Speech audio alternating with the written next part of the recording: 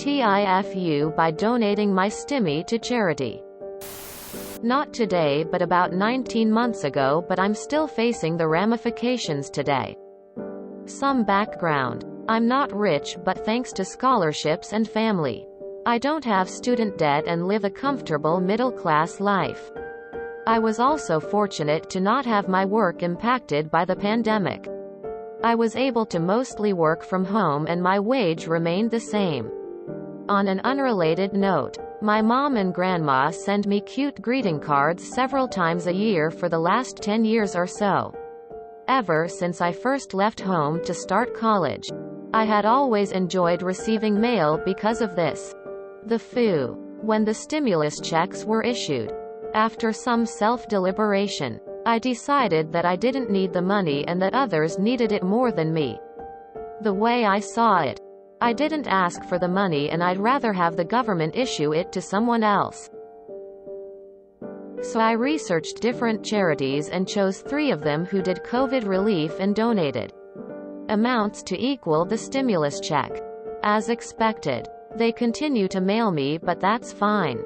I support them. What I hadn't foreseen is that they sold my address info and now I am bombarded with charity letters, most of which are only slightly related. Here's a pic of 6 to 8 weeks of mail. The aftermath. I hate getting mail now. What was once a joy has been replaced with dread. I look at all these letters and I get seriously stressed out because it reminds me of all the causes I'm not helping and all the bad things in the world. Not to mention the paper waste. It also makes me feel bad for saving my money for personal things, like a house one day. The worst part is I'm reluctant to ever donate to any charity now since I think it'll just make the problem worse. TLD or donated funds from my stimulus check to charity. They sold my info and now every charity is harassing me daily with mail and I feel terrible. I used to love getting mail and now I despise it. As a mail carrier, some of those charities send out some horrifying mail, especially the animal-themed ones. And they often add really cringy captions. Listen, I just want to deliver the mail and get on with my day. I don't want to see pictures of tortured animals with text saying things like, "My mommy died and I'm cold and alone. Why won't anybody love me?" Single quote. The old people that get on a political donation mailing list can be rather interesting as well. Some of them get really crazy. No good deed goes unpunished. You should only donate money anonymously.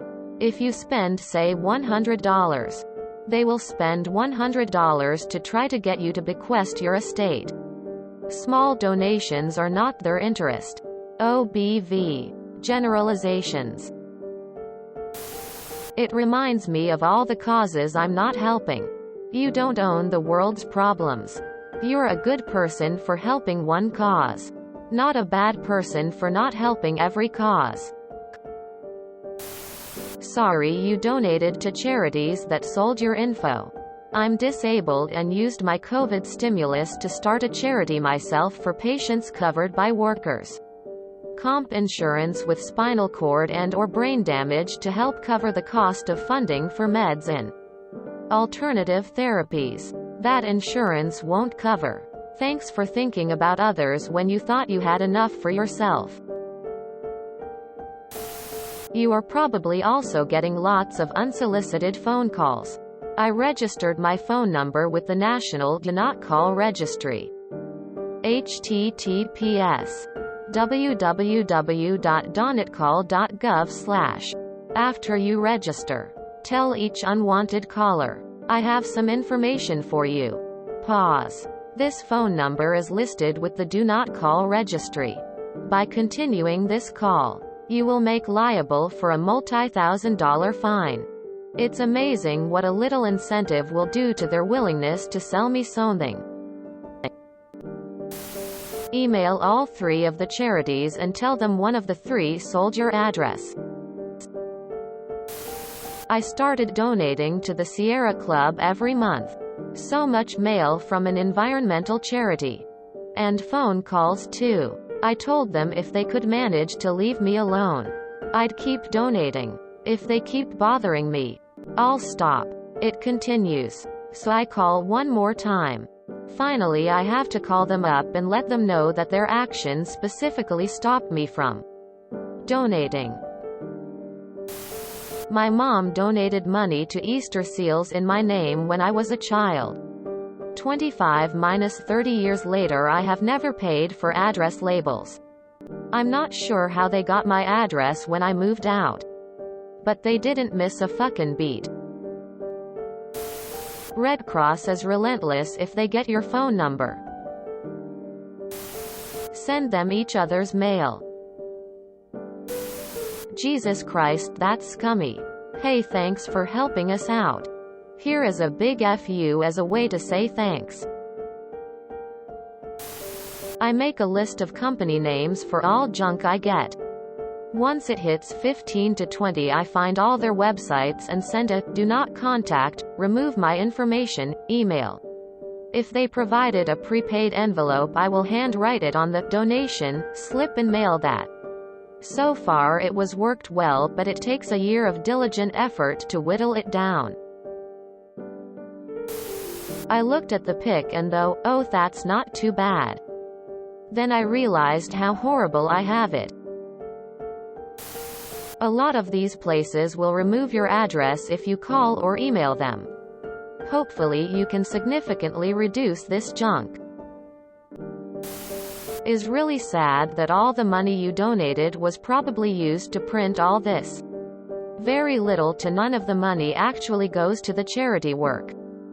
Charity CEOs get huge packages and do nothing but token work for marketing purposes. Even the people who claim to be good are just conning people. And the ones who genuinely do good get dragged along with them. That does suck. I donated to local charities and don't get as much mail. The national ones seem to get me more mail. You could use paper karma or something similar to try to cut down on your junk mail. World Vision is the worst for this. They buy and sell mailing lists and it's impossible to get off.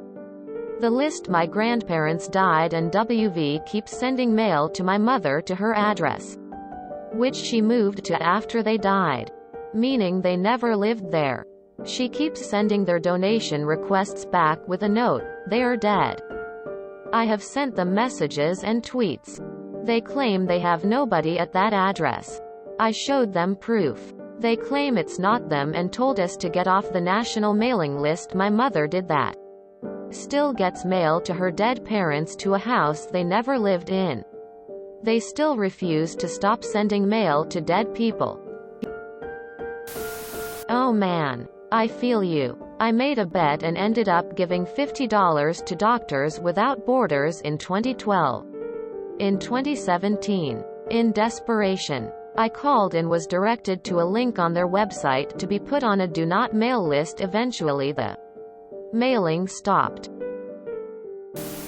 If you enjoyed this video, please check out our playlists full of similar content. Epic Haircast is like doom scrolling for your ears. Please like, share, and subscribe.